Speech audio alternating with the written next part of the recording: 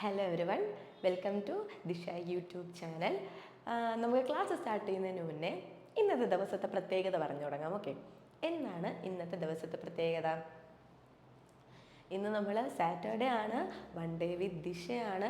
അതായത് നമ്മൾ എക്സാമിന് പഠിക്കുന്ന കുട്ടികളാണല്ലേ, അപ്പോൾ എക്സാമിന് വേണ്ടിയിട്ട് നമ്മൾ ഫിസിക്സ് നമ്മുടെ ബേസ് സെറ്റാക്കാൻ വേണ്ടിയിട്ട് ഒരു ദിവസം നമ്മൾ കൊടുക്കുകയാണ് ഫിസിക്സിന് വേണ്ടിയിട്ട് അല്ലേ. അതൊക്കെ, ബട്ട് ഇന്നത്തെ ഡേയുടെ പ്രത്യേകത എന്താണ്? ജൂൺ 1 പ്രത്യേകത എന്താണ്? വേൾഡ് മിൽക്ക് ഡേ ആണ് കേട്ടോ. അപ്പോൾ ജസ്റ്റ് അറിയാൻ വേണ്ടി പറഞ്ഞതാണ്, ഇന്ന് വേൾഡ് മിൽക്ക് ഡേ ആണ്. ഓക്കെ, ബട്ട് നമ്മൾ ഇവിടെ ഫിസിക്സ് ഡേ ആയിട്ട് പോവുകയാണല്ലേ. അപ്പോൾ ഫിസിക്സ് ഡേയുടെ ഭാഗമായിട്ട് ഒത്തിരി സീരീസ് ഓഫ് സെക്ഷൻസ് നിങ്ങൾക്ക് പോകുന്നുണ്ട്. അതായത് എക്സാമിന് ചോദിക്കുന്ന ആ എക്സാം ഓറിയൻറ്റഡ് ആയിട്ടുള്ള ടോപ്പിക്സിനെ പറ്റിയിട്ടുള്ള ഡിസ്കഷനാണ് നമ്മൾ പോകുന്നത് അല്ലേ. അപ്പോൾ നിങ്ങൾ കറക്റ്റായിട്ട് നോട്ടൊക്കെ പ്രിപ്പയർ ചെയ്തു വെച്ച് പഠിക്കുന്നുണ്ടെന്ന് വിശ്വസിക്കുന്നു ഈ വീഡിയോസൊക്കെ കണ്ടിട്ട്. അപ്പോൾ അതുപോലെ ചോദിക്കുന്ന കുറച്ച് പാട്ട് കൂടിയുണ്ട്. അപ്പോൾ ആ പാട്ടിനെ പറ്റിയിട്ടുള്ള ഡിസ്കഷനാണ് നമ്മൾ ഇന്ന് പോകുന്നത്. ഓക്കെ, അപ്പോൾ അതിൽ ആദ്യം നമ്മൾ പഠിക്കാൻ പോകുന്ന ടോപ്പിക്കാണ് ന്യൂക്ലിയർ സയൻസ് എന്ന് പറയുന്നത്. ഓക്കെ, അപ്പോൾ കുറച്ച് പേർക്കെങ്കിലും അറിയാം ന്യൂക്ലിയർ സയൻസ് എന്താണെന്ന്. ഒറ്റ വേടി പറഞ്ഞാൽ എന്താണ് nuclear science? It's the study of atomic world അല്ലെങ്കിൽ ആറ്റം വേൾഡിനെ പറ്റിയിട്ടുള്ള സ്റ്റഡിയാണ് ന്യൂക്ലിയർ സയൻസ് എന്ന് പറയുന്നത്. ഓക്കെ, അപ്പോൾ അതിനെ പറ്റിയിട്ടുള്ള ഡീറ്റെയിൽഡ് ആയിട്ടുള്ള കാര്യങ്ങൾ നമുക്ക് നോക്കാം. അപ്പോൾ ന്യൂക്ലിയർ സയൻസ് എന്താണെന്ന് അറിയണമെങ്കിൽ നമ്മൾ ആദ്യം എന്തറിയണം? ന്യൂക്ലിയർ എനർജി എന്താണെന്ന് അറിയണം. അതുപോലെ ന്യൂക്ലിയർ റിയാക്ഷൻസും എന്താണെന്ന് അറിയണം. ഓക്കെ, അപ്പോൾ നമുക്ക് നോക്കാം എന്താണ് ന്യൂക്ലിയർ സയൻസ് എന്ന് ഉദ്ദേശിക്കുന്നത്. Nuclear science is a field of study that encompasses various aspects of atomic nuclear including their structure, behavior and interactions. It involves the study of the fundamental constituents of atomic nuclei such as protons, neutrons as well as the forces that bind them together. Okay, അപ്പോൾ എന്താണ് nuclear science എന്ന് പറഞ്ഞു കഴിഞ്ഞാൽ? Nuclear science എന്ന് പറഞ്ഞാൽ സിമ്പിളായിട്ട് പറഞ്ഞാൽ നേരത്തെ പറഞ്ഞത് തന്നെയാണ്, അറ്റോമിക് ന്യൂക്ലിയനെ പറ്റിയിട്ട് പഠിക്കുന്ന ഒരു ശാഖ, അതിനെയാണ് ന്യൂക്ലിയർ സയൻസ് എന്ന് പറയുന്നത്. അപ്പോൾ നമ്മൾ ആറ്റം എങ്ങനെയാണ് ഇരിക്കുന്നത്? ഓക്കെ, ഇവിടെ ഒരു ന്യൂക്ലിയസ് ഉണ്ട്. This is a nucleus and there is a proton and there is a neutron. Okay, and ഒരു ഓർബിറ്റ് ഉണ്ടാകും. ആ ഓർബിറ്റിൽ എന്ത് കാണും? ഇലക്ട്രോൺസും കാണും. Okay, electrons with negative energy and protons with positive energy and ന്യൂട്രോൺസിന് പ്രത്യേകിച്ച് എന്തില്ല? ചാർജ് ഇല്ല. ഓക്കെ, അപ്പോൾ നെഗറ്റീവ് ചാർജുള്ള ഇലക്ട്രോൺസ് ഓർബിറ്റിലൂടെ റിവോൾവ് ചെയ്യുന്നുണ്ടാവും. അതുപോലെ ന്യൂക്ലിയസിനകത്ത് എന്തുണ്ടാവും? പ്രോട്ടോൺസും ന്യൂട്രോൺസും കാണും. ഓക്കെ, അപ്പോൾ ഇങ്ങനെയുള്ള ന്യൂക്ലിയസിനകത്തുള്ള പാർട്ടിക്കിൾസ് ആയിട്ടുള്ള പ്രോട്ടോൺസ്, ന്യൂട്രോൺസ്, ഇവ ഈ കോൺസ്റ്റിറ്റ്യൂവൻ്റ് പാർട്ടിക്കിൾ ആയിട്ടുള്ള പ്രോട്ടോൺസിനെയും ന്യൂട്രോൺസിനെയും ഒക്കെ പറ്റിയിട്ടുള്ള പഠനവും അതുപോലെ തന്നെ ദെയർ ബൈൻഡിങ്. ഇതിനകത്ത് എന്ത് ഫോഴ്സ് ആയിരിക്കും വരുന്നത്? ഈ ന്യൂക്ലിയസിനകത്ത് എന്ത് ഫോഴ്സാണ് വരുന്നത്? ന്യൂക്ലിയർ ഫോഴ്സ് ആണ് വരുന്നത് അല്ലേ. ന്യൂക്ലിയർ ഫോഴ്സ് ആണ് വരുന്നത്.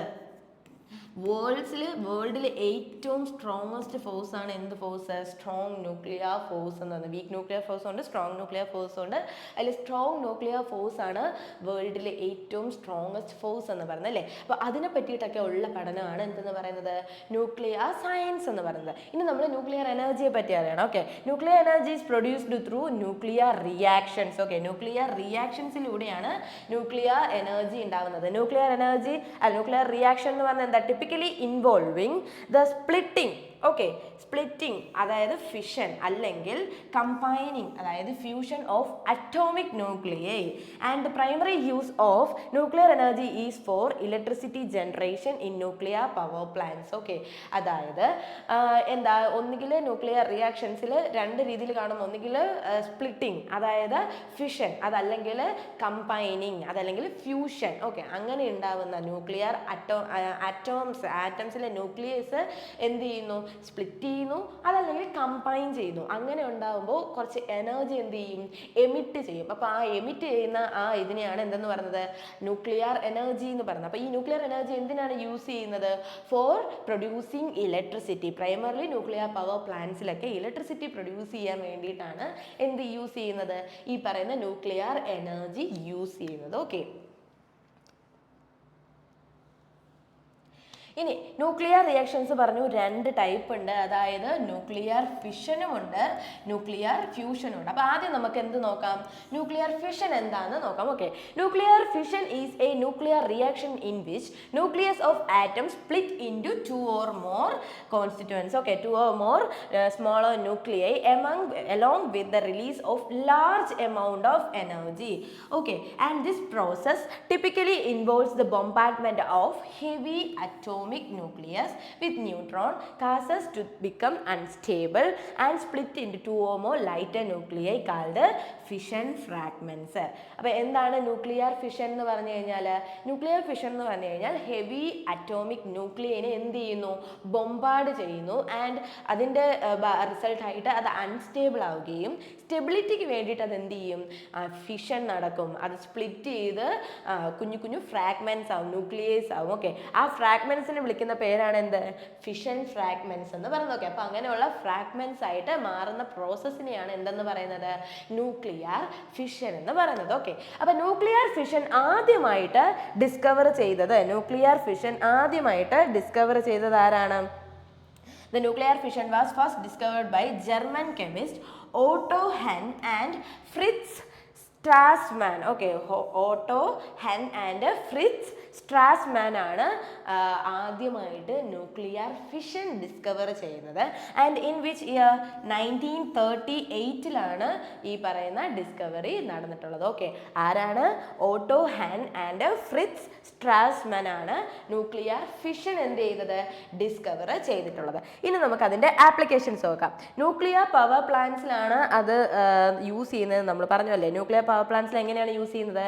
Nuclear fission is the primary process used in nuclear power plants to generate electricity. Reactors contain fuel rods കാണും, made of uranium-235 or plutonium-239 which undergo controlled fission reactions producing heat. Okay, producing heat. This heat is used to generate steam and which derives turbines connected to generate and producing electricity. അപ്പോൾ എങ്ങനെയാണ് nuclear power പ്ലാന്റ്സിൽ ഇത് use ചെയ്യുന്നത്? അതായത് nuclear power പ്ലാന്റ്സിൽ എന്ത് കാണും? Fuel rods. ആ റിയാക്ടേഴ്സിൽ, അവിടുത്തെ റിയാക്ടേഴ്സിൽ എന്ത് കാണും? ഫ്യൂവൽ റോഡ്സ് കാണും. ആ റോഡ്സ് ഏതൊക്കെ കൊണ്ട് മെയ്ഡ് ചെയ്തായിരിക്കും? uranium-235 അല്ലെങ്കിൽ plutonium-239. ഓക്കെ, ഈ രണ്ട് ഫ്യൂവൽ റോഡ്സ് കാണും. ഓക്കെ, അപ്പോൾ അതിനെ എന്ത് ചെയ്യുന്നു? And which undergo controlled fission. അവിടെ കൺട്രോൾഡ് ആയിട്ടുള്ള ഫിഷൻ നടക്കും. ഓക്കെ, കൺട്രോൾഡ് ഫിഷൻ നടക്കുന്നു. ആൻഡ് അത് എന്തിന് കാരണമാകുന്നു? ഹീറ്റ് പ്രൊഡ്യൂസ് ചെയ്യാൻ കാരണമാകുന്നു. And this heat is used to produce steam. Okay, ആ സ്റ്റീം എന്ത് ചെയ്യുന്നു? ടർബൈൻസിൽ കണക്ട് ചെയ്തിട്ട് it helps to generate electricity. ഇങ്ങനെയാണ് ന്യൂക്ലിയർ പവർ പ്ലാന്റ്സിൽ ന്യൂക്ലിയർ ഫിഷൻ എന്ന് പറയുന്ന റിയാക്ഷനിലൂടെ എന്ത് ചെയ്യുന്നത്? ഇലക്ട്രിസിറ്റി പ്രൊഡ്യൂസ് ചെയ്യുന്നത്. മനസ്സിലായോ? അപ്പോൾ ഇവിടെ മെയിനായിട്ട് നോക്കേണ്ടത് എങ്ങനത്തെ ഉള്ള റോഡാണ്? uranium-235 അല്ലെങ്കിൽ plutonium-239 ആയിരിക്കും യൂസ് ചെയ്യുന്നത്. ഓക്കെ, ആൻഡ് അടുത്ത ഒരു ആപ്ലിക്കേഷൻ എന്ന് പറഞ്ഞു കഴിഞ്ഞാൽ എന്താ? അറ്റോമിക് ബോംബ്സിലൊക്കെ യൂസ് ചെയ്യും. നിങ്ങൾ കേട്ടിട്ടുണ്ടാവില്ലേ ആറ്റം ബോംബ് എന്ന് പറയുന്നത്? ആറ്റം ബോംബ്സിലൊക്കെ യൂസ് ചെയ്യുന്നത് ഏത് റിയാക്ഷനാണ്? ന്യൂക്ലിയർ ഫിഷൻ ആണ്. നോക്കിയേ, nuclear fission is the mechanism behind the explosive power of atomic bombs. These bombs rely on uncontrolled fission. നോക്കിക്കോ, uncontrolled fission reaction to rapidly release enormous amount of energy resulting in a powerful explosion. Okay, അതായത് നമ്മൾ നേരത്തെ പറഞ്ഞു nuclear power പ്ലാന്റ്സിൽ എന്താ ചെയ്യുന്നത്? Controlled ആയിട്ടുള്ള ഫിഷനാണ് നടത്തുന്നത്. Okay, controlled ആയിട്ടുള്ള ന്യൂക്ലിയർ ഫിഷനാണ് നടത്തുന്നത്. ബട്ട് ആറ്റം ബോംബ്സിലൊക്കെ എന്താണ്? അൺകൺട്രോൾഡ് ഫിഷനാണ് നടത്തുന്നത്. ഓക്കെ, അതിൻ്റെ ഭാഗമായിട്ട് ഒരു വലിയ എക്സ്പ്ലോഷൻ ഉണ്ടാകും, വലിയൊരു മാസ് എമൗണ്ട് ഓഫ് എനർജി പുറപ്പെടും. അതിനുശേഷം എന്ത് സംഭവിക്കും? It result to powerful explosion. Okay, and the first atomic bombs such as those dropped in Hiroshima Nagasaki. ആ ഒരു ഇൻസിഡൻറ്റ് നിങ്ങൾക്ക് ഓർമ്മയുണ്ടോ? Hiroshima Nagasaki in 1945. Okay, 1945 Hiroshima നാഗസാക്കിയിലാണ് ഫസ്റ്റ് അറ്റോമിക് ബോംബ് എന്ത് ചെയ്യുന്നത്? ഡ്രോപ്പ് ചെയ്യുന്നത്. അതിനകത്ത് എന്താ യൂസ് ചെയ്തത്? uranium-235 ആൻഡ് plutonium-239 ആണ് അതിൻ്റെ ഫിസിൽ മെറ്റീരിയൽ ആയിട്ട് യൂസ് ചെയ്തിട്ടുണ്ടായിരുന്നത്. മനസ്സിലായോ? ഓക്കെ, അത് കഴിഞ്ഞിട്ട് ഇനി അടുത്ത നമ്മൾ അറിയേണ്ടതാണ് ഫാദർ ഓഫ് ആറ്റം ബോംബ്. ആരാണ് ഫാദർ ഓഫ് ആറ്റം ബോംബ് എന്നുള്ളത്? റോബർട്ട് ഓപ്പൺഹെയർ ആണ് ഫാദർ ഓഫ് ആറ്റം ബോംബ് എന്ന് പറയുന്നത്. ചോദിക്കുന്ന ക്വസ്റ്റ്യൻ ആണ്, ഇമ്പോർട്ടൻറ്റ് ക്വസ്റ്റ്യൻ ആണ്. Who is the father of atom bomb? Robert Oppenheimer. And father of the hydrogen bomb ആരാണ്? Edward Teller ആണ് ഫാദർ ഓഫ് ഹൈഡ്രജൻ ബോംബ് എന്ന് പറയുന്നത്. And who is the father of Indian atomic bomb? Father of atom bomb Robert Oppenheimer ആണ്. And Indian atomic ബോംബിന്റെ father ആരാണ്? Doctor Raja രാമണ്ണയാണ്. Indian atom ബോംബിന്റെ father എന്ന് പറയുന്നത്. ഓക്കെ, ഇവിടെ നിങ്ങൾ ഇമ്പോർട്ടൻ്റ് ആയിട്ട് അറിഞ്ഞിരിക്കുന്ന പോയിന്റ്സ് എന്തൊക്കെയാണ്? ഒന്നാമത്തെ കാര്യം, അൺകൺട്രോൾഡ് ഫിഷൻ ആണ് ഈ ആറ്റം ബോംബ്സിലൊക്കെ ഉണ്ടാകുന്നത്. അപ്പോൾ ഫസ്റ്റ് അറ്റോമിക് ബോംബ് എവിടെ ഇട്ടത്? Hiroshima Nagasaki. In which year? 1945 okay, മറന്നു വരുന്നത് 1945 അവിടെ യൂസ് ചെയ്ത ആ ഫ്യൂൽ റോഡ്സ് ഏതൊക്കെയാണ്? ഫിസിൽ മെറ്റീരിയൽ ഏതാണ്? യുറേനിയം 235 ആൻഡ് പ്ലൂട്ടോണിയം 239 ആണ് യൂസ് ചെയ്തത്. അതുപോലെ തന്നെ നമ്മൾ ഇമ്പോർട്ടൻ്റ് ആയിട്ട് അറിഞ്ഞിരിക്കുകയാണ്, who is the father of atom bomb? Robert Oppenheimer. And who is the father of hydrogen bomb? Edward Teller. And who is the father of Indian atomic bomb? Dr. Raja Ramanna. Okay, മനസ്സിലായോ? നിങ്ങൾക്ക് clear ആണോ? ഇനി അറിയേണ്ടതാണ് nuclear fusion എന്ന് പറയുന്നത്. Nuclear ഫിഷനെ പറ്റിയിട്ട് നമ്മൾ പറഞ്ഞു കഴിഞ്ഞു. ഇനി ന്യൂക്ലിയർ ഫ്യൂഷനെ പറ്റിയിട്ടാണ് നമ്മൾ അറിയേണ്ടത്. Okay, in nuclear fusion reactions at least 2 atomic nuclei combine. At least 2 atomic nuclei combines. Okay,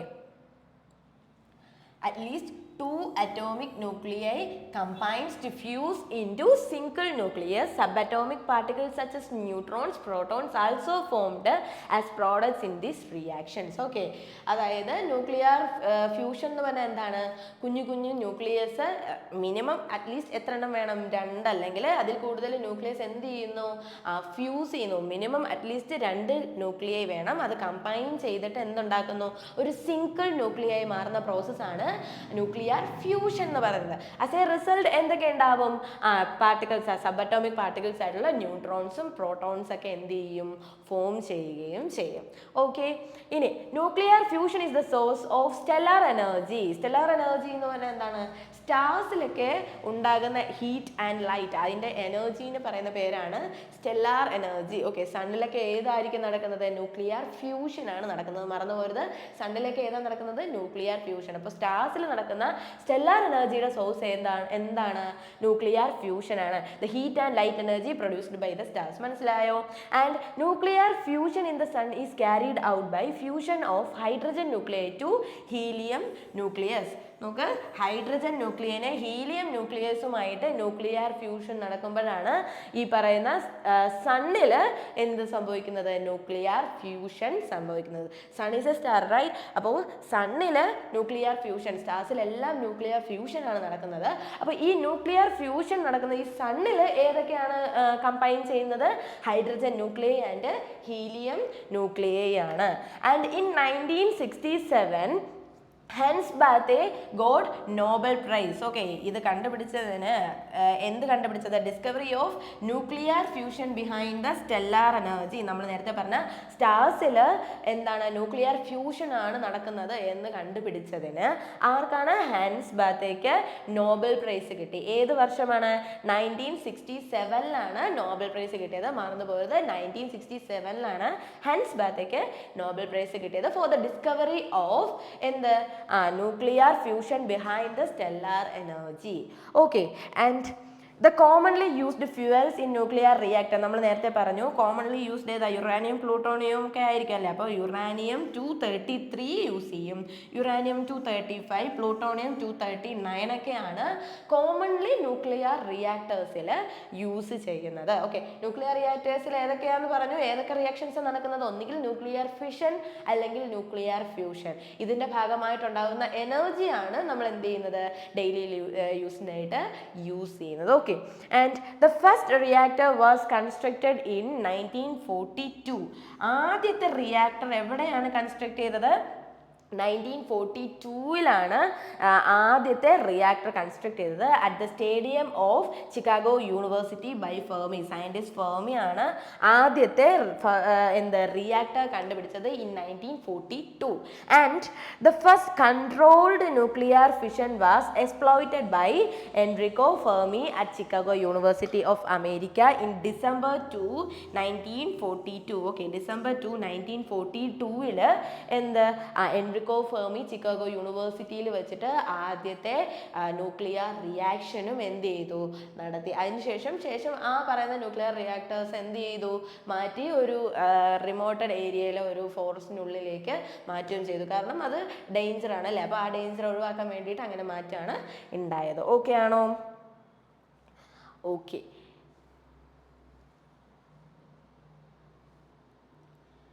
okay, ഇനി first nuclear reactor in India.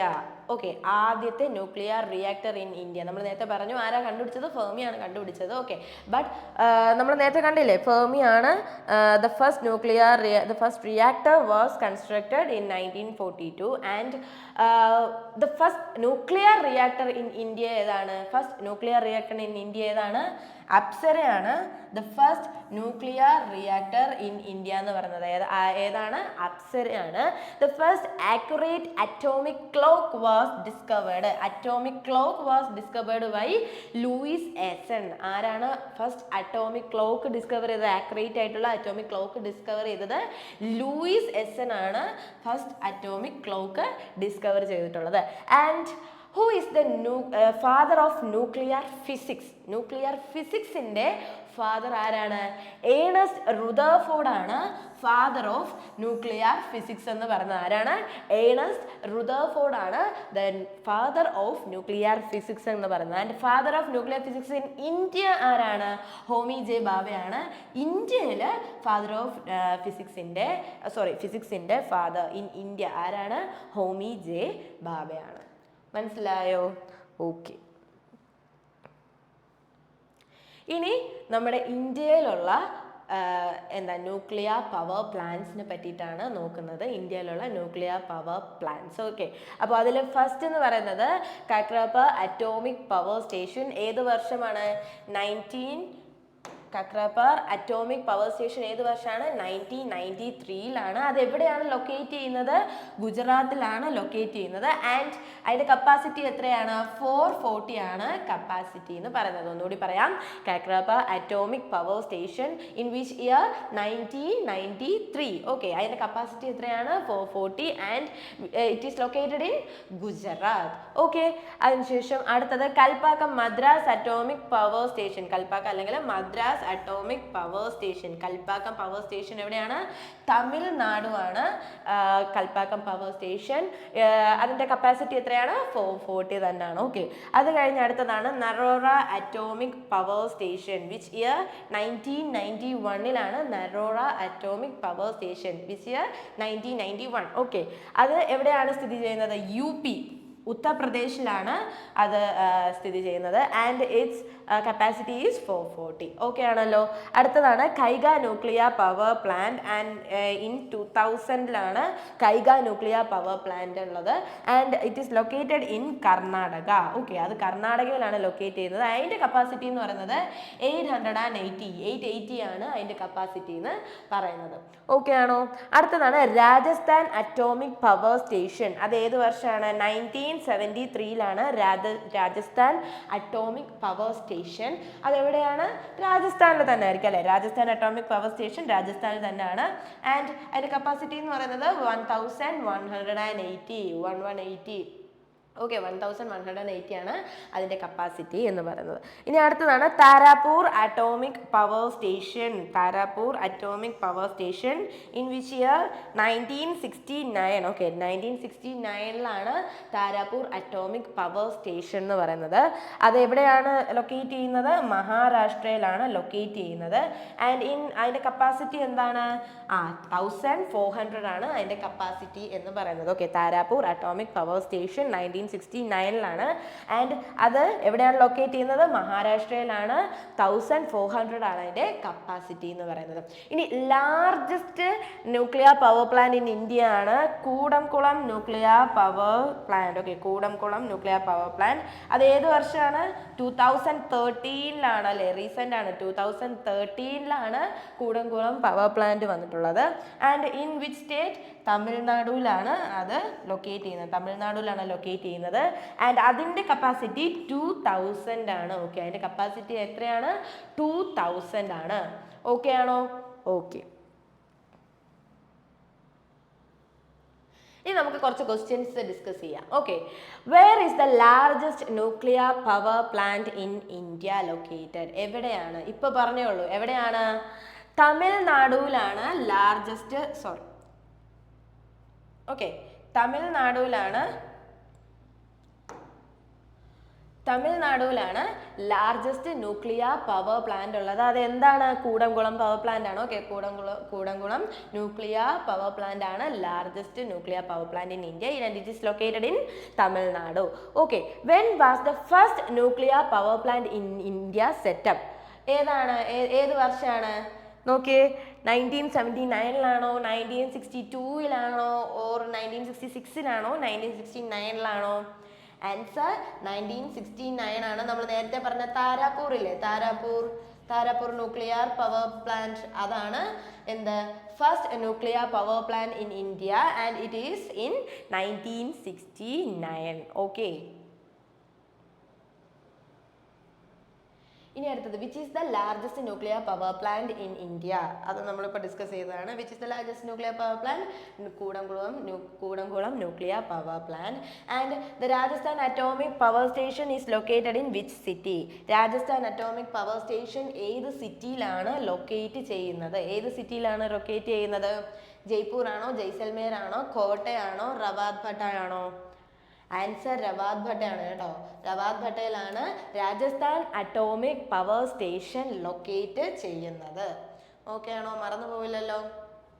Okay, അടുത്തത് dash is the oldest or first nuclear reactor in India. It was designed by Bhabha atomic research centre. Okay, അത് നമ്മൾ നേരത്തെ പറഞ്ഞു. ഇതിലേതാണ്? നേരത്തെ discuss ചെയ്തതാണ്. ഇതിലേതാണ് ഫസ്റ്റ് ന്യൂക്ലിയർ റിയാക്ടർ എന്ന് പറയുന്നത്? അപ്സരയാണ് അല്ലേ? ഓക്കെ, അപ്സരയാണ് ഫസ്റ്റ് ന്യൂക്ലിയർ റിയാക്ടർ. ഏതാണ്? അപ്സരയാണ് ഫസ്റ്റ് ന്യൂക്ലിയർ റിയാക്ടർ എന്ന് പറയുന്നത്. അത് ഡിസൈൻ ചെയ്തത് ആരാണ്? Bhabha atomic research centre. മറന്നു വരുന്നത്, ഭാഭ അറ്റോമിക് റിസർച്ച് സെന്റർ ആണ് അത് ഡിസൈൻ ചെയ്തത്. ഓക്കെ, അതാണ് oldest and first nuclear reactor in India. ഇത്രയും കാര്യങ്ങൾ മനസ്സിലായോ? എല്ലാം ഇമ്പോർട്ടൻ്റ് പോയിന്റ്സ് ആണ്. ക്വസ്റ്റ്യൻ വരുന്നതാണ്, റിപ്പീറ്റഡ് ആയിട്ട് ചോദിക്കുന്ന ക്വസ്റ്റ്യൻസ് ആണ്. ഓക്കെ, ഇനി അടുത്ത നമ്മൾ പഠിക്കാൻ പോകുന്നതാണ് ന്യൂക്ലിയർ സയൻസ് കഴിഞ്ഞു. ഇനി അടുത്തതാണ് സ്പേസ് സയൻസ് എന്ന് പറയുന്നത്. ഇനി സ്പേസ് സയൻസ് ആണ് നമ്മൾ പഠിക്കാൻ പോകുന്നത്. എന്താണ് സ്പേസ് സയൻസ് എന്ന് പറഞ്ഞു കഴിഞ്ഞാൽ? സിമ്പിളായിട്ട് പറഞ്ഞു കഴിഞ്ഞാൽ ഔട്ടർ സ്പേസിൽ നടക്കുന്ന കാര്യങ്ങളെ പറ്റിയിട്ടുള്ള, ഫിനോമിനെ പറ്റിയിട്ടുള്ള കാര്യങ്ങളൊക്കെയാണ് നമ്മൾ സ്പേസ് സയൻസിൽ പഠിക്കുന്നത്. ഓക്കെ, അപ്പോൾ എന്താണ് സ്പേസ് സയൻസ് എന്ന് പറയുന്നത്? Space science that field that encompasses all the scientific disciplines that involve space exploration and study natural phenomena and physical bodies occurring the outer space. Outer സ്പേസിൽ നടക്കുന്ന ഫിസിക്കൽ ആയിട്ടുള്ള ഫിനോമിനെ പറ്റിയിട്ടുള്ള പഠനത്തിനെയാണ്, ആ ഒരു സ്പേസ് എക്സ്പ്ലോർ ചെയ്യുന്നതിനെയാണ്, ആ ഒരു പഠനത്തിനെയാണ് എന്തെന്ന് പറയുന്നത്? സ്പേസ് സയൻസ് എന്ന് പറയുന്നത്. അപ്പോൾ സ്പേസിനെ പറ്റി കേൾക്കുമ്പോൾ തന്നെ നമുക്ക് ആദ്യമേ മനസ്സിൽ വരുന്ന ഏതാണ്? സാറ്റലൈറ്റ് ആണ് അല്ലേ? അപ്പോൾ സാറ്റലൈറ്റ് എന്ന് പറഞ്ഞു കഴിഞ്ഞാൽ എന്താണ്? സാറ്റലൈറ്റ് എന്ന് പറഞ്ഞാൽ എന്താണ്? Satellites are objects that orbit around the celestial bodies such as planets, moons, or stars. In the context of Earth, satellites refers to the artificial object launched into orbit around the planet. Okay, satellite എന്ന് പറഞ്ഞാൽ എന്താണ്? നമുക്കറിയാം. എല്ലാവർക്കും അറിയാം satellite എന്ന് പറഞ്ഞാൽ എന്താണ്? ഒരു സെലസ്റ്റിയൽ ബോഡിക്ക് ചുറ്റും റിവോൾവ് ചെയ്യുന്ന ഒബ്ജക്റ്റ് ആണ് സാറ്റലൈറ്റ് എന്ന്. നമ്മുടെ എർത്തിന്റെ നാച്ചുറൽ സാറ്റലൈറ്റ് ഏതാണ്? മൂണാണ് അല്ലേ? അപ്പോൾ അതുപോലെ നമ്മുടെ എർത്തിൽ മൂണല്ലാതെ നമുക്ക് കുറേ ആർട്ടിഫിഷ്യൽ സാറ്റലൈറ്റ്സും ഉണ്ടാകും അല്ലേ? അപ്പോൾ സാറ്റലൈറ്റ് എന്താണെന്ന് നിങ്ങൾക്ക് മനസ്സിലായല്ലോ. ഒരു സെലസ്റ്റിയൽ ബോഡിക്ക് ചുറ്റും ഒരു ഓർബിറ്റിൽ റൊട്ടേറ്റ് ചെയ്യുന്ന റിവോൾവ് ചെയ്യുന്ന ഒരു ഒബ്ജക്റ്റ് ആണ് എന്തെന്ന് പറയുന്നത്? സാറ്റലൈറ്റ് എന്ന് പറയുന്നത്. ആൻഡ് എർത്തിന് എന്തുണ്ട്? ഒരുപാട് ആർട്ടിഫിഷ്യൽ സാറ്റലൈറ്റ് ഉണ്ട്. അപ്പോൾ the first artificial earth satellite was ഏതാണ്? സ്പുട്നിക് 1 ആണ് ഫസ്റ്റ് എർത്ത് ആർട്ടിഫിഷ്യൽ സാറ്റലൈറ്റ് എന്ന് പറയുന്നത്. എർത്തിലെ ആദ്യത്തെ ആർട്ടിഫിഷ്യൽ സാറ്റലൈറ്റ് എന്ന് പറയുന്നത് ഏതാണ്? സ്പുട്നിക് 1 ആണ് എർത്തിലെ ആദ്യത്തെ സാറ്റലൈറ്റ്. ഓക്കെ.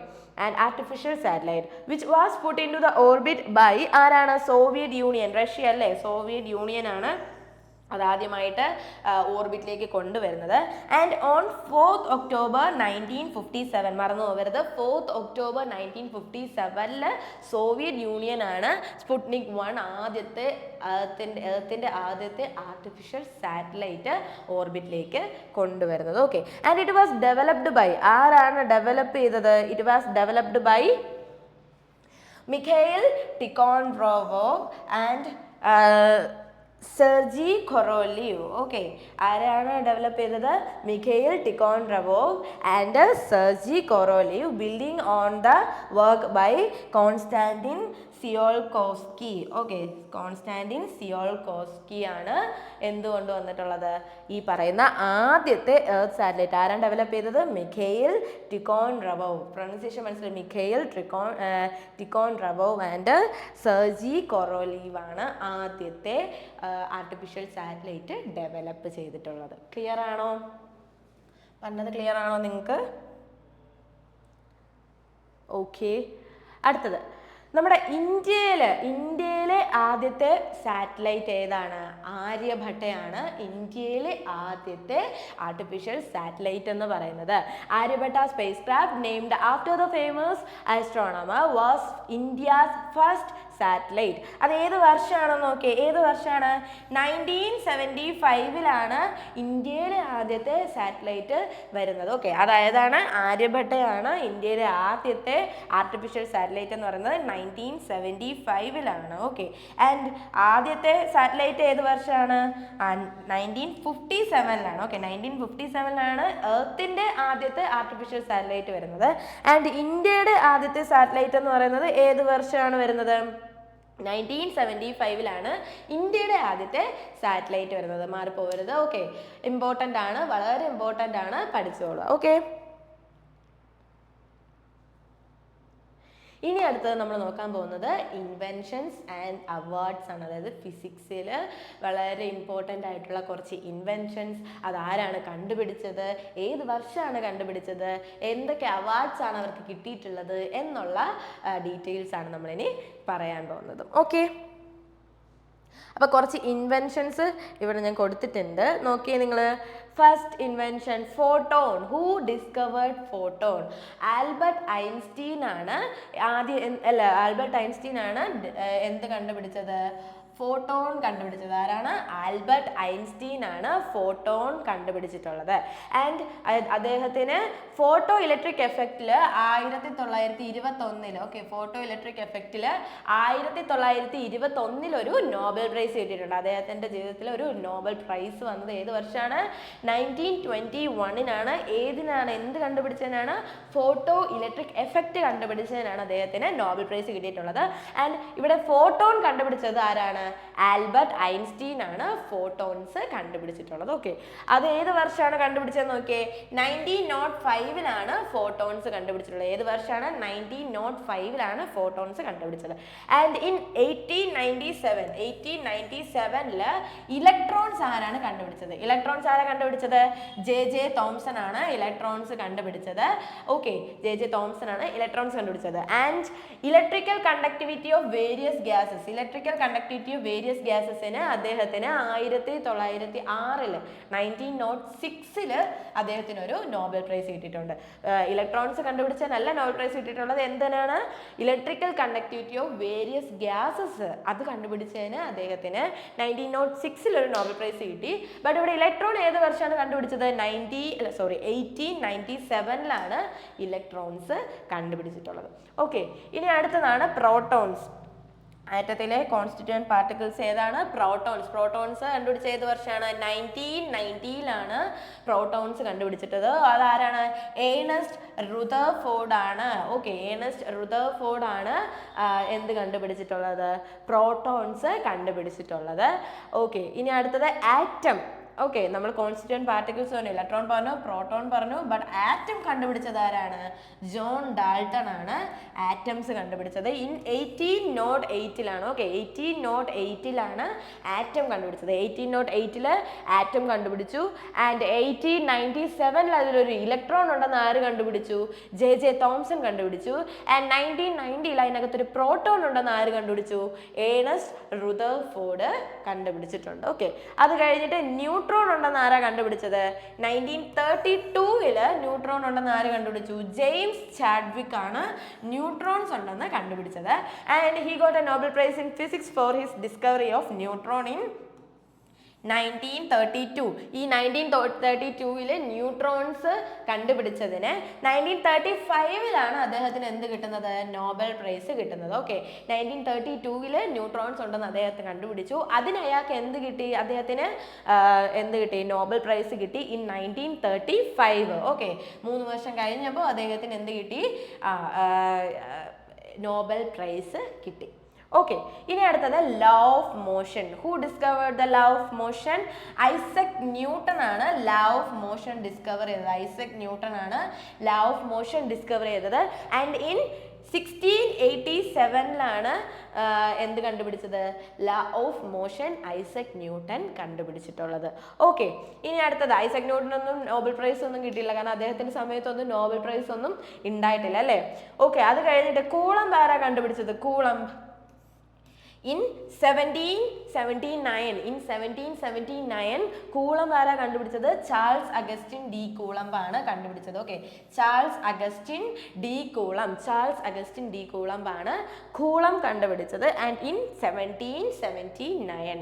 ഓക്കെ, ഇനി ഓംസ് ലോ കേട്ടില്ലേ? ഓംസ് ലോ ആരാ കണ്ടുപിടിച്ചത്? ജോർജ് സൈമൺ ഓം ആണ് ഓംസ് ലോ കണ്ടുപിടിച്ചത്. ജോർജ് സൈമൺ ഓം കണ്ടുപിടിച്ചു. In 1827 George Simon Ohm's law കണ്ടുപിടിച്ചത്. എന്നാണ് 1827. ഓക്കെ, ഇനി അടുത്തത് ഇലക്ട്രോമാഗ്നറ്റിക് ഇൻഡക്ഷൻ ആരാണ് കണ്ടുപിടിച്ചത്? മൈക്കൽ ഫാരഡേ ആണ് ഇലക്ട്രോമാഗ്നറ്റിക് ഇൻഡക്ഷൻ കണ്ടുപിടിച്ചത്. In 1831 Michael Faraday electromagnetic induction കണ്ടുപിടിച്ചത്. ഓക്കെ, നിങ്ങൾക്ക് ഇത് വിസിബിൾ അല്ലെങ്കിൽ ഈ പറയുന്നതിന്റെ കൂട്ടത്തിൽ തന്നെ നിങ്ങൾ എഴുതി പോവാൻ നോക്കുക. ഓക്കെ, അപ്പോൾ മൈക്കൽ ഫാരഡേ ഇലക്ട്രോമാഗ്നറ്റിക് ഇൻഡക്ഷൻ ആരാണ് ഏത് വർഷമാണ് കണ്ടുപിടിച്ചത്? 1831 കണ്ടുപിടിച്ചത്. ഓക്കെ, ഇനി അടുത്തത് തെർമിയോണിക് എമിഷൻ ആരാ കണ്ടുപിടിച്ചത്? തോമസ് എഡിസൺ ആണ് തെർമിയോണിക് എമിഷൻ കണ്ടുപിടിച്ചത്. ആൻഡ് ഇൻ 1880 തെർമിയോണിക് എമിഷൻ അദ്ദേഹം കണ്ടുപിടിച്ചിട്ടുള്ളത്. തോമസ് എഡിസൺ ആണ് തെർമിയോണിക് എമിഷൻ കണ്ടുപിടിച്ചത്. ഇൻ 1880 തെർമിയോണിക് എമിഷൻ കണ്ടുപിടിച്ചിട്ടുള്ളത്. ആൻഡ് റേഡിയം, ഓക്കെ സോറി അതിന് മുന്നേ റേഡിയോ ആക്ടിവിറ്റി ആരാ കണ്ടുപിടിച്ചത്? ഹെൻറി ബെക്കറൽ ആണ് റേഡിയോ ആക്ടിവിറ്റി ആരാ കണ്ടുപിടിച്ചത്? ഹെൻറി ബെക്കറൽ ആണ്. ഇൻ 1903 അദ്ദേഹത്തിന് ഒരു നോബൽ പ്രൈസും അതിന് കിട്ടിയിട്ടുണ്ട്. ഓക്കെ, റേഡിയോ ആക്ടിവിറ്റി കണ്ടുപിടിച്ചതിന് ഹെൻറി ബെക്കറലിന് 1903 എന്ത് കിട്ടിയിട്ടുണ്ട്? ഒരു നോബൽ പ്രൈസ് കിട്ടിയിട്ടുണ്ട്. ആൻഡ് റേഡിയോ ആക്ടിവിറ്റി 1896 അദ്ദേഹം 1896 അദ്ദേഹം കണ്ടുപിടിച്ചത് റേഡിയോ ആക്ടിവിറ്റി. 1896 റേഡിയോ ആക്ടിവിറ്റി കണ്ടുപിടിച്ചത്. ആൻഡ് 1903 ഹെൻറി ബെക്കറലിന് എന്ത് കിട്ടിയിട്ടുണ്ട്? അതിന് നോബൽ പ്രൈസും കിട്ടിയിട്ടുണ്ട്. ഓക്കെ, ഇനി റേഡിയം ആരാ കണ്ടുപിടിച്ചത്? റേഡിയം കണ്ടുപിടിച്ചത് മേരി ക്യൂറി ആണ് റേഡിയം കണ്ടുപിടിച്ചത്. അതേ വർഷം തന്നെ 1903 മേരി ക്യൂറിക്കും എന്ത് കിട്ടിയിട്ടുണ്ട്? ഈ പറയുന്ന നോബൽ പ്രൈസ് കിട്ടിയിട്ടുണ്ട്. അദ്ദേഹം മേരി ക്യൂറി ഏത് വർഷമാണ് റേഡിയം കണ്ടുപിടിച്ചത്? 1898 മേരി ക്യൂറി റേഡിയം കണ്ടുപിടിച്ചിട്ടുള്ളത്. ഓക്കെ, ഇനി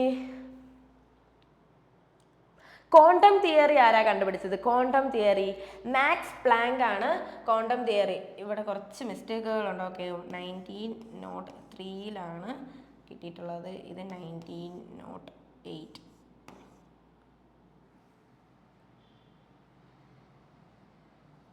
ഓക്കെ, ഇത് 1903 ആൻഡ് ഇത് 1918 ആൻഡ് ഇത് 1901. ഓക്കെ ഓക്കെ, ക്വാണ്ടം തിയറി ആരാണ് കണ്ടുപിടിച്ചത്? മാക്സ് പ്ലാങ്ക് ആണ് കണ്ടുപിടിച്ചത്. And development of theory of quanta elementary quanta കണ്ടുപിടിച്ചതിന് 1918 അദ്ദേഹത്തിന് എന്ത് കിട്ടി? ഒരു നോബൽ പ്രൈസ് കിട്ടിയിട്ടുണ്ട്. ഓക്കെ, മാക്സ് പ്ലാങ്കിന് 1980 development of the theory of elementary കോണ്ടയ്ക്കാണ് നോബൽ പ്രൈസ് കിട്ടിയത്. ബട്ട് ക്വാണ്ടം തിയറി ആരാ കണ്ടുപിടിച്ചത്? മാക്സ് പ്ലാങ്ക് ആണ് ഇൻ 1900. ഓക്കെ, 1900 1900 അദ്ദേഹത്തിന് ക്വാണ്ടം തിയറി കണ്ടുപിടിച്ചു. 1900 മാക്സ് പ്ലാങ്ക് ആണ് കണ്ടുപിടിച്ചത്. പക്ഷെ മാക്സ് പ്ലാങ്കിന് 1918 development of the theory of elementary കോണ്ടയ്ക്കാണ് എന്ത് കിട്ടിയത്? നോബൽ പ്രൈസ് കിട്ടിയത്. ഇവിടെ മേരി ക്യൂറിക്ക് നോബൽ പ്രൈസ് കിട്ടിയത് റേഡിയേഷൻ കണ്ടുപിടിച്ചതിനാണ് കേട്ടോ.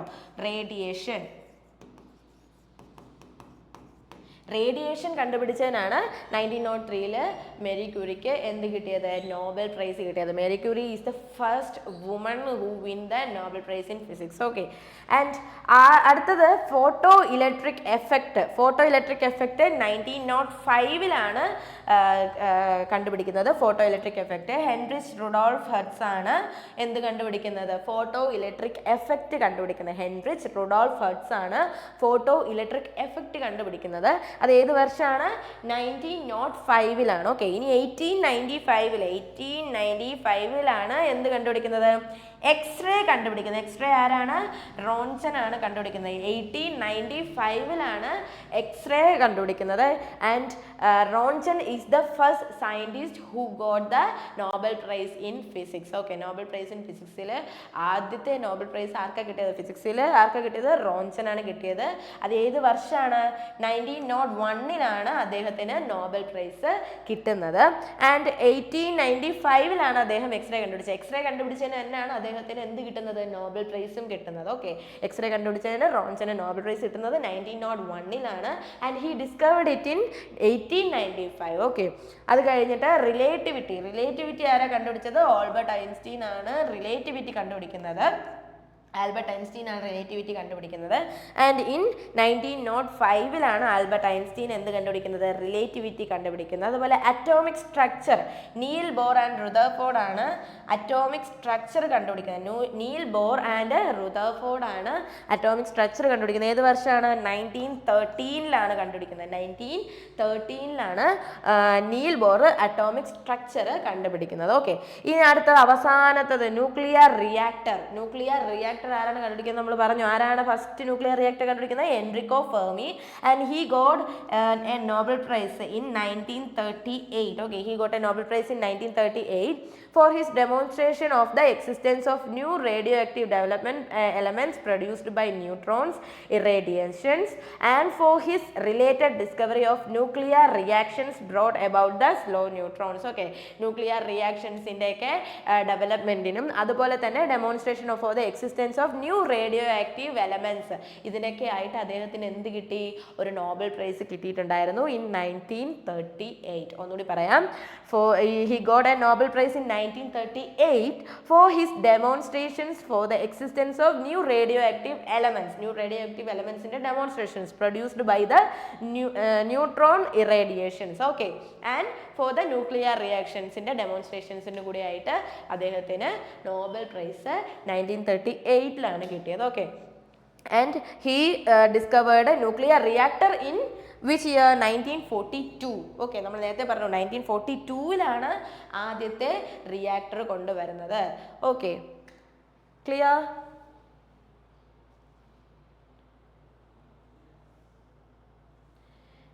ഇനി അടുത്തത് ഫിസിക്സിലെ ഏറ്റവും ഹയസ്റ്റ് അവാർഡ് എന്ന് പറയുന്നത് നോബൽ പ്രൈസ് തന്നെയാണ്. നോബൽ പ്രൈസ് തന്നെയാണ് ഫിസിക്സിലെ ഏറ്റവും ഹയസ്റ്റ് അവാർഡ് എന്ന് പറയുന്നത്. And the first Nobel prize in physics was awarded by ആരാണ്? ഞാൻ പറഞ്ഞു, Roentgen, William Roentgen. He is a German physicist and William Roentgen. And he discovered what? X ray ആണ് ഡിസ്കവർ ചെയ്തിട്ടുള്ളത്. അദ്ദേഹത്തിന് ഫസ്റ്റ് നോബൽ പ്രൈസ് കിട്ടുകയും ചെയ്തു. And who is the youngest Nobel prize winner? Okay, youngest Nobel prize in winner. ഫിസിക്സിലെ youngest Nobel prize winner ആരാണ്? William Lawrence ആണ് ഫിസിക്സിലെ youngest Nobel prize winner എന്ന് പറയുന്നത്. വില്യം ലോറൻസ് ആണ് ഫിസിക്സിലെ youngest Nobel prize winner. And who is the woman who win the Nobel prize? Okay, എന്താ ഫിസിക്സിലെ നോബൽ പ്രൈസ് കിട്ടിയ ആദ്യത്തെ വുമൺ ആരാണ്? ഫസ്റ്റ് വുമൺ ആരാണ്? മേരി ക്യൂറി ആണ്. ഓക്കെ, മേരി ക്യൂറി ആണ് ഫസ്റ്റ് വുമൺ എന്ന് പറയുന്നത്. And who got the double Nobel prize in physics? John Bragg ആണ്. John Bragg. ഓക്കെ, ജോൺ ബ്രാഗിനാണ് എന്ത് ഡബിൾ നോബൽ പ്രൈസ് കിട്ടിയിട്ടുള്ളത്. ഓക്കെ, ഡബിൾ നോബൽ പ്രൈസ് കിട്ടിയിട്ടുള്ള, സോറി, ജോൺ ബ്രാഗ് അല്ല, John Bardeen.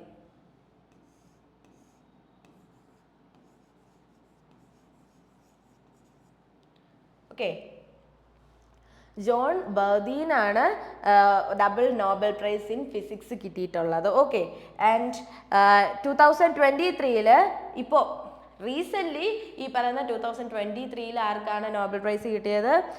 പേരി Agostini, Ferenc Krausz and Anne L'Huillier. Okay, ആർക്കൊക്കെയാണ് കിട്ടിയിട്ടുള്ളത്? Pierre Agostini and Ferenc Krausz and Anne ലൂയിലിയർക്കാണ് ഇപ്പോൾ പ്രസൻ്റ്ലി റീസെൻ്റ് ആയിട്ട് എന്ത് കിട്ടിയത്? നോബൽ പ്രൈസ് ഇൻ ഫിസിക്സ് കിട്ടിയത്. 2023 കിട്ടിയത് ആർക്കാണ്?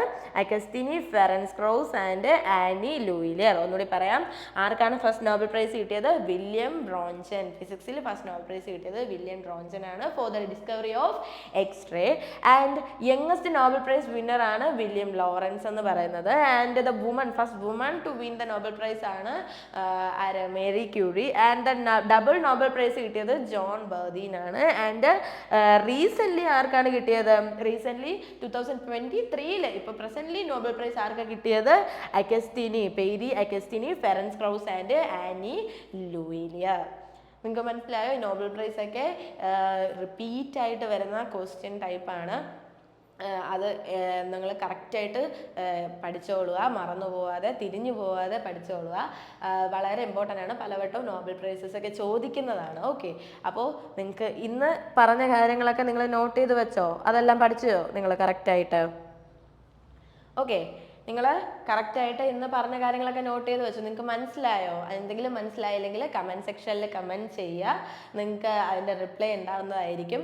ഈ പറയുന്ന PPT കുറച്ച് മിസ്റ്റേക്സുകളുണ്ട്, അത് ഞാൻ കറക്റ്റായിട്ട് തിരുത്തി എഴുതിയിട്ടുണ്ട്. അപ്പോൾ അതിലെന്തെങ്കിലും ഡൗട്ട് ഉണ്ടെങ്കിലും നിങ്ങൾ എന്ത് ചെയ്യുക? കമൻറ്റ് സെക്ഷനിൽ കമൻറ്റ് ചെയ്യുക. ഓക്കെ, അപ്പോൾ ഈ ദിവസം കൊണ്ട് നിങ്ങൾ കറക്റ്റായിട്ട് ഫിസിക്സ് ബേസ് സെറ്റാക്കുക. ഇത് നോട്ട് എഴുതിയാൽ മാത്രം പോരാ, കറക്റ്റായിട്ട് റിവിഷനും കൂടി ചെയ്യുക. ഓക്കെ, റിവിഷൻ ചെയ്യാതെ ഒരിക്കലും നമുക്കത് മൈൻഡിൽ സ്റ്റോർ ചെയ്യാൻ പറ്റില്ല. അപ്പോൾ നിങ്ങൾ എന്ത് ചെയ്യുക? നോട്ട്സ് എഴുതുന്നതിനോടൊപ്പം തന്നെ നിങ്ങൾ ആഴ്ചയിൽ ഇത് റീവൈൻഡ് ചെയ്ത് വായിക്കാനുള്ള ശീലം കൂടി ഉണ്ടാക്കിയെടുക്കുക. എങ്കിൽ മാത്രമേ നിങ്ങൾക്ക് അത് ഓർത്ത് നിങ്ങൾക്ക് എക്സാമിന് നല്ല രീതിക്ക് പെർഫോം ചെയ്യാൻ പറ്റുള്ളൂ. ഓക്കെ, അപ്പോൾ ഫിസിക്സിൽ നിന്നൊക്കെ ഇമ്പോർട്ടൻ്റ് ആയിട്ട് ചോദിക്കുന്ന കാര്യങ്ങളാണ്, എക്സാം ഓറിയൻറ്റഡ് ആയിട്ടുള്ള ടോപ്പിക്സ് ആണ് നമ്മളിന്ന് ഡിസ്കസ് ചെയ്ത് പോയത്. അപ്പോൾ നിങ്ങളത് കറക്റ്റായിട്ട് പഠിക്കുക. ഓക്കെ, അപ്പോൾ ന്യൂക്ലിയർ പവർ പ്ലാന്റ്സ് ഒക്കെ ഭയങ്കര ഇമ്പോർട്ടൻ്റ് ആണ്. നോബൽ പ്രൈസ് ഇമ്പോർട്ടൻ്റ് ആണ്.